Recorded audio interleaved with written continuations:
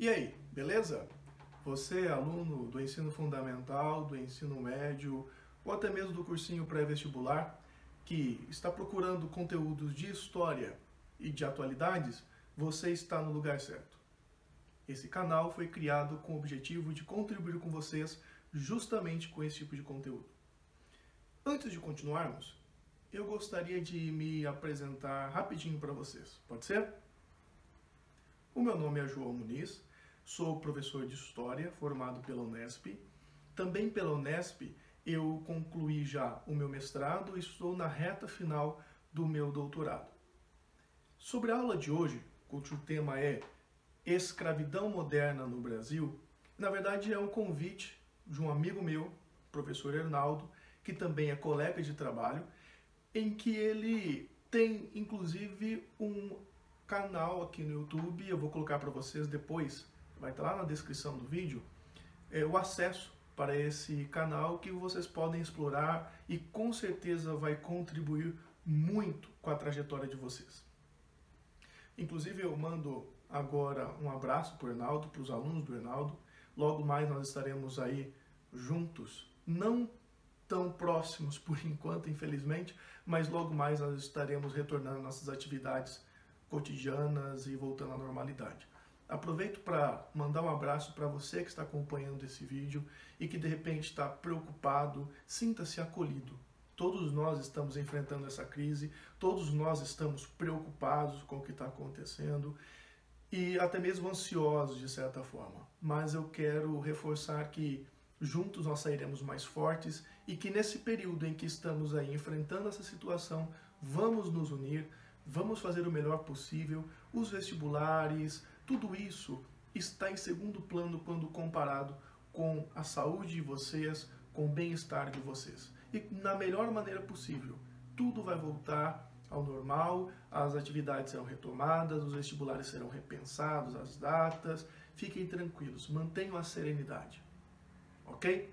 Então, vamos lá para o que nós estávamos nos propondo. Antes de continuarmos, quero lembrar vocês de se inscreverem no canal, de se comentarem, realizarem intervenções como as aulas que a gente pode trabalhar aqui ainda. Fiquem à vontade, compartilhe, comente, coloque lá o que você espera das próximas aulas, os pedidos, e a gente vai analisando e vamos montando as estratégias para atender vocês da melhor maneira possível, ok? Então, vamos lá. Quando a gente fala de escravidão, a gente pensa assim, será que isso ficou só no passado? Não. Já garanto a vocês que a escravidão não ficou somente no passado. Nós temos escravidão hoje acontecendo no mundo e escravidão acontecendo hoje no Brasil. Mas se a gente voltar lá no passado, nós temos em que situação a escravidão? Nós temos no Egito Antigo, nós temos na Grécia, temos em Roma. Mais tarde, no período das grandes navegações, nós também temos escravidão. Mas tem uma coisa que é muito importante. A palavra escravidão, inclusive em língua portuguesa, ela tem uma origem no latim. Em latim falava-se eslavo. Quem eram os eslavos? Os eslavos eram povos que habitavam na Europa Oriental e na Europa Central e que eram costumeiramente transformados em escravos pelos romanos. Aí, conforme os romanos foram se espalhando, as suas conquistas, inclusive vão influenciar línguas como o inglês, na qual o slave é origem da palavra slave, que é escravo em inglês, ela tem origem justamente no latim eslavo, que vai dar origem à palavra em português escravo. Portanto, o escravo em Roma não era o indivíduo negro africano, e sim o indivíduo branco da Europa Central. Percebam que a noção de escravidão, ela muda com o tempo, as localizações geográficas, mas uma coisa não muda. Um escravo é uma mercadoria. Diferentemente do servo, que é alguém que está preso à terra, mas tem liberdade, o escravo não tem.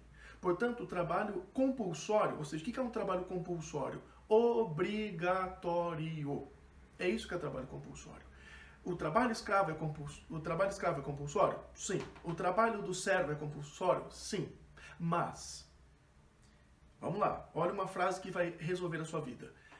Todo trabalho escravo é compulsório. Mas nem todo trabalho compulsório é um trabalho escravo. Deu para entender? Por quê? O escravo mercadoria, o servo não. Outra coisa que eu quero chamar a atenção de vocês. Estamos falando da escravidão no período moderno, escravidão moderna no Brasil.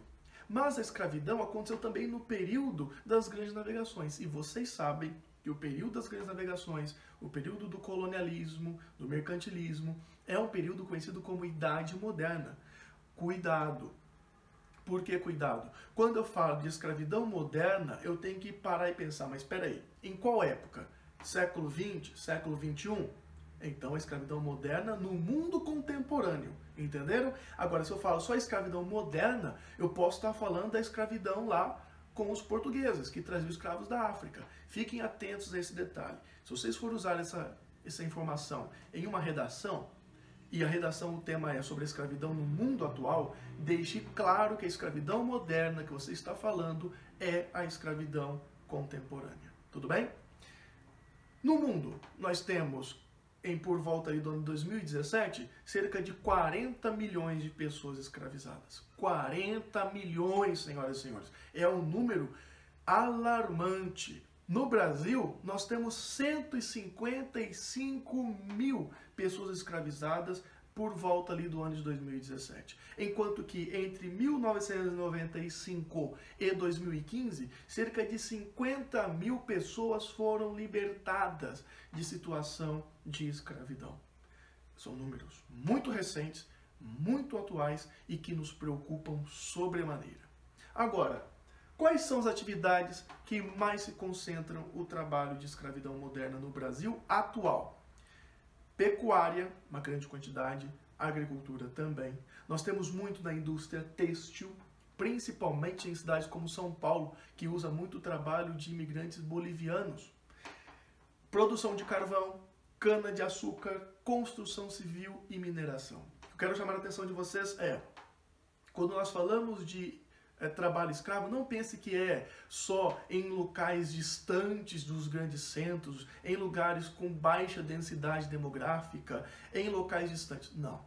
Nós temos escravidão em vários aspectos da economia, em várias regiões geográficas do Brasil, inclusive nas grandes cidades. O que caracteriza um trabalho escravo? São 4 itens que classificam uma situação como trabalho análogo a escravo. Por que trabalho análogo a escravo? Porque hoje em dia, pelo menos na situação brasileira, nós não temos aquele mercado de escravos em que o escravo era vendido. Por que situação análoga? Porque é muito parecida a situação atual de uma pessoa que trabalha nessas situações, nessas condições, com as condições de alguém que trabalhava como escravo lá na Roma Antiga ou durante a escravidão, durante o período da colonização no Brasil. São 4 itens. Eles podem estar isolados, a pessoa pode estar em uma situação, ou em situações combinadas. O mais comum é estar em situações combinadas. Vamos a elas. Condições degradantes de trabalho. O que é uma situação degradante de trabalho? Primeiro, você está em péssimas condições de moradia, péssimas condições de alimentação, sem acesso à saúde, sem acesso a esgoto tratado, a água tratada. Ok? Então, isso situa-se em situação de degradação do trabalho. Você também tem trabalho forçado, quando a pessoa sofre ameaças físicas, ameaças psicológicas, inclusive agressões físicas e psicológicas. Você está sob uma pressão enorme. Então, essa pressão, seja ela num ambiente constante de trabalho, ou você está num local afastado, sem acesso às autoridades para denunciar, isso é considerado um trabalho forçado. Você é obrigado a trabalhar. Tem também a jornada exaustiva. Não é difícil imaginar o que é uma jornada exaustiva. 12, 14, 16, 18 horas ou mais de trabalho. Sem descanso semanal, sem pausas durante o trabalho, em condições muito extenuantes. E por fim, você tem a servidão por dívida. O que é ela? É assim, uma pessoa ela é deslocada de um local para o outro para trabalhar e o transporte já está sendo contado como despesa. A alimentação contado como despesa. De repente, ferramentas contadas como despesa. Equipamentos, de uma forma geral, contados como despesa. Na hora de receber o pagamento, ela não recebe. Aí o patrão fala, olha, você está me devendo transporte, a moradia, a alimentação, as ferramentas, mês que vem talvez você receba. E assim a pessoa vai cada vez mais acumulando dívidas e fica comprometida no local de trabalho. Portanto, essas são as condições que a Constituição Federal classifica como condição de análoga à escravidão, ok? O que causa o trabalho escravo? Que causas levam? Afinal, ninguém está numa situação dessa porque quer. Vulnerabilidade socioeconômica. O que é essa vulnerabilidade socioeconômica? Primeiro, pessoas analfabetas. Números apontam que cerca de 90% dos indivíduos resgatados em situação de escravidão no Brasil eram analfabetos. Porque pessoa analfabeta não tem acesso à informação, ou tem dificuldade no acesso à informação. Além disso, a pobreza e a miséria são condições. Pessoas estão numa situação de muita pobreza, passando fome, passando necessidades. Aparece lá um gato, que é o aliciador. Na linguagem, né, de quem trabalha com essa questão do trabalho escravo, o gato é um termo usado para se referir ao aliciador. É aquele indivíduo que chega numa pessoa, num trabalhador, numa trabalhadora e fala, olha, eu tenho para você uma condição melhor, você não quer vir, quem sabe você vai ter uma vida mais tranquila. Então, esse aliciador encontra uma presa fácil, alguém que a vida está tão ruim que ela pensa que não pode piorar. E, infelizmente, pode e muito. Além disso, nós também temos a dificuldade de fiscalização. Porque o Brasil é um país de dimensões continentais. Imagina você dar conta de fazendas, de grandes centros urbanos, situações que são complicadas de você investigar. Então, a principal ferramenta de metodologia dos órgãos competentes no enfrentamento à questão do trabalho análogo à escravidão é a denúncia. E isso cabe a mim e a você. Nós precisamos denunciar e tem canais competentes para isso. Agora, esse quadro ele é um resumo de tudo que nós falamos até agora. Vamos lá. Em primeiro lugar, vulnerabilidade socioeconômica. Um indivíduo que está empobrecido ou que, de repente, é analfabeto, não conhece os seus direitos, não tem acesso à informação. Essa pessoa é uma presa fácil. Para quem?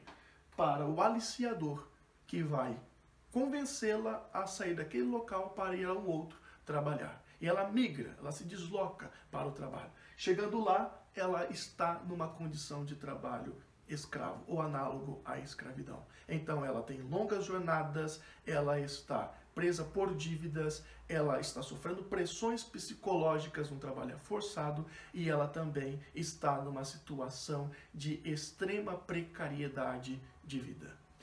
Aí ela consegue fugir. De repente ela consegue fugir. Na fuga, ela vai comunicar às autoridades. Ou então alguém denuncia. E as autoridades vão realizar a fiscalização e a libertação dos outros colegas de trabalho, porque geralmente são grupos que estão nessa condição. E aí, o senhor, dono da terra, o patrão, dono do empreendimento, enfim, o empregador, ele vai ter que arcar com os custos de pagamento dos direitos do trabalhador. Portanto, esse é um ciclo vicioso. Como eu rompo com esse ciclo? Eu ataco esse elo, que é o da vulnerabilidade. Eu preciso acabar com essa vulnerabilidade socioeconômica para que o elo não continue existindo. Caso contrário, o trabalhador sai dessa condição e, infelizmente, há relatos de que muitos deles acabam sendo vítimas, mais uma vez, de trabalho escravo.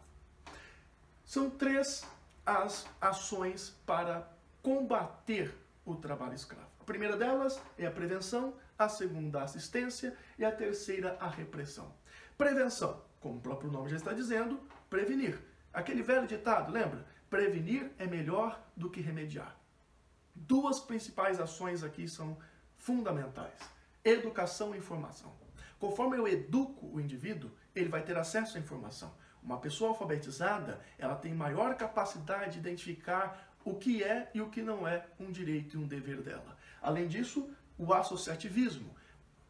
O governo, as instituições, elas devem fomentar que os indivíduos criem, compartilhem, alimentem as instituições que prestam serviços de comunhão entre eles. Eles possam se apoiar mutuamente dentro de associações.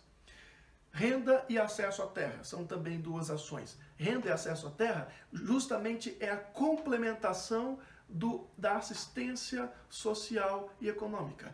Porque, veja bem, se eu estou oferecendo alfabetização e se eu estou oferecendo acesso à informação, são importantes, mas eu também ofereço melhoria da condição de vida, por meio justamente do acesso à terra e também de uma renda. Essa pessoa se torna menos vulnerável ao aliciador que vai levá-la à condição de trabalho análogo à escravidão. Bom, não consegui prevenir, vou ter que remediar. E aí vem assistência e repressão. A assistência, eu vou alojar o indivíduo que foi resgatado de uma situação análoga à escravidão, vou dar alimentação, vou dar a ele o pagamento dos direitos que eu vou cobrar do empregador e, finalmente, eu vou qualificá-lo profissionalmente. Existem órgãos do governo que são responsáveis por capacitação desses indivíduos para que eles se tornem um pouco mais, digamos, fortalecidos e possam competir no mercado de trabalho. Por fim, a repressão. Se eu não conseguir, infelizmente, prevenir, eu vou ter que pegar esses indivíduos que sofreram os problemas relacionados à escravidão contemporânea, à escravidão moderna, e eu vou dar a ele uma compensação financeira que eu vou cobrar do seu empregador. E aí então eu tenho um indivíduo que vai receber do empregador os seus direitos e também uma compensação por ter sofrido o trabalho análogo à escravidão. E por último, eu vou prender ou vou penalizar, multar o indivíduo que se aproveitou da situação e colocou indivíduos, outras pessoas, em situação análoga à escravidão. Ok? Então, essa foi a aula de hoje. Eu espero que vocês compartilhem, comentem, que vocês falem nos comentários o que vocês acharam, o que vocês esperam nas próximas aulas, aquela aula de Brasil República, de Getúlio Vargas, de ditadura militar. Comente, fala o que você precisa, nós vamos produzindo os materiais para vocês. Ok? Então, um grande abraço, tudo de bom para vocês, bons estudos e até a próxima.